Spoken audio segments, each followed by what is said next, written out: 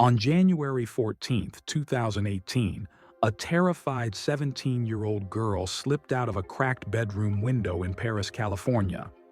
She wore the same filthy clothes she'd slept in, her hands shaking as she dialed 911 on a deactivated phone. "My two little sisters right now are chained up," she whispered. That call was the crack in a facade, a suburban home hiding a secret so horrific that even seasoned investigators called it a house of horrors. 13 children, aged from 2 to 29, emerged imprisoned in their own family home, starved, shackled, malnourished, and terrified. A crime so carefully concealed, yet exposed by one brave escape.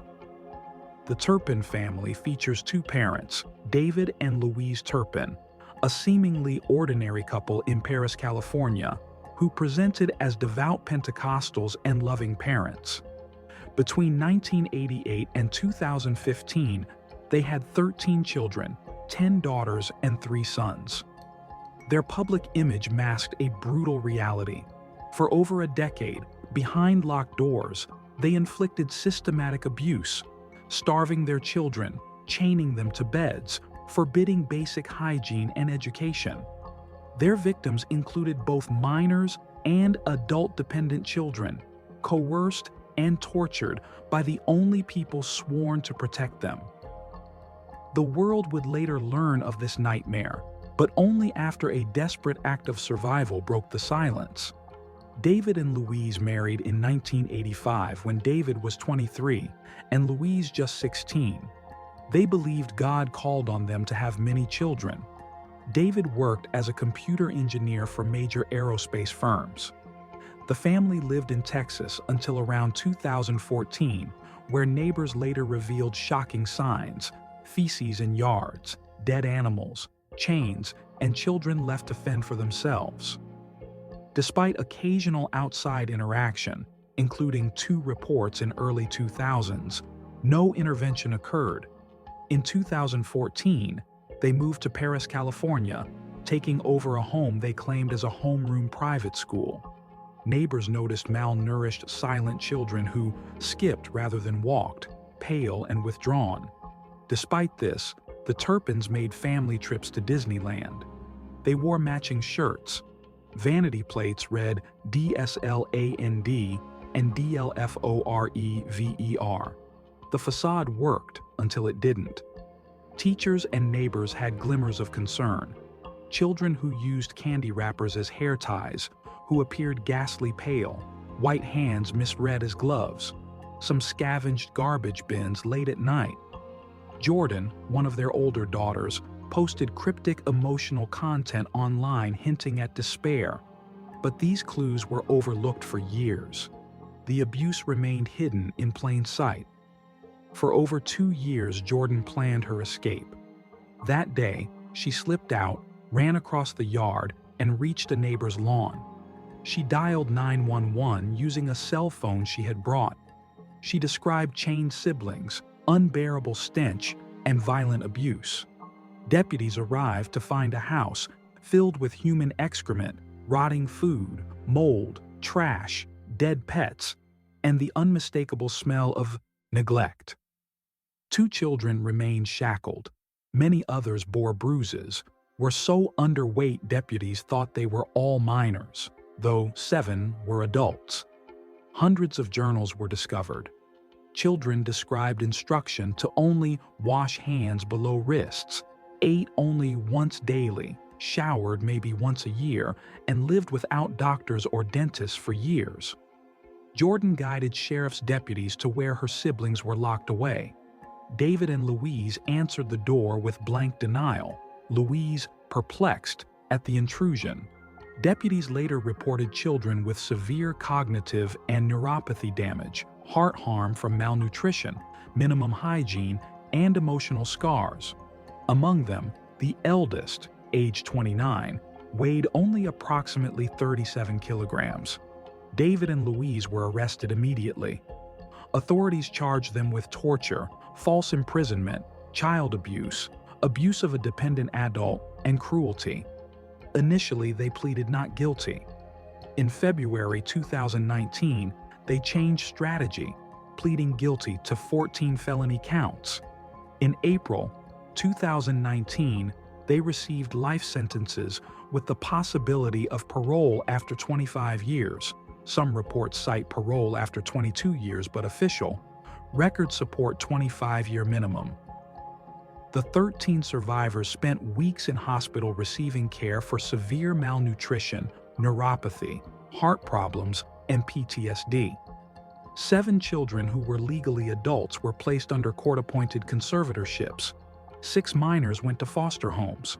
Authorities promised rehabilitation and support, but systemic failures awaited. In 2022, 6 of the minors filed lawsuits against Riverside County and ChildNet Youth and Family Services, alleging severe physical, emotional, and sexual abuse in foster care. They claim supervisors ignored warning signs, allowed placements where torture continued, forced to eat vomit, discouraged from believing they had worth. Foster parents Marcelino, Rosa, and Lenny's Olguin pleaded guilty in late 2024. Marcelino got 7 years prison, Rosa and daughter probation, though all had abused the children they were meant to protect. Retired Detective Thomas Salisbury described the alleged foster home torture of younger siblings. Children forced to stand in taped squares, sprayed with water if they slept, locked in bathrooms and kicked, and worse. At one point, a foster parent reportedly said, "Now I understand why your parents chained you up." Between 2019 and 2021, county officials touted rehabilitation and rehabilitation. But ABC News investigations found many of the Turpin children, especially the adult wards, still struggled, lacking safe housing, basic food, or health care. Some lived in crime-ridden neighborhoods. Conservative guardianship systems failed them. Court records remained sealed under broad confidentiality orders. Despite hundreds of thousands in donations, access to money and services was unpredictable. The county claimed that due to sealed juvenile and probate court proceedings, much remained confidential, but critics said this exacerbated failures.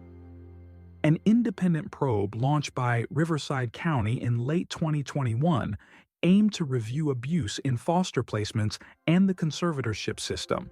Its results were slated for March 2022, with public reporting delayed and partial.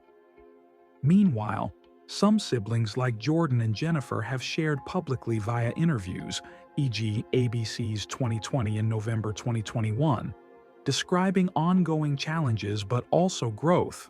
Jordan posted a video encouraging survivors to seek help, and some siblings attend school, work, or develop independence.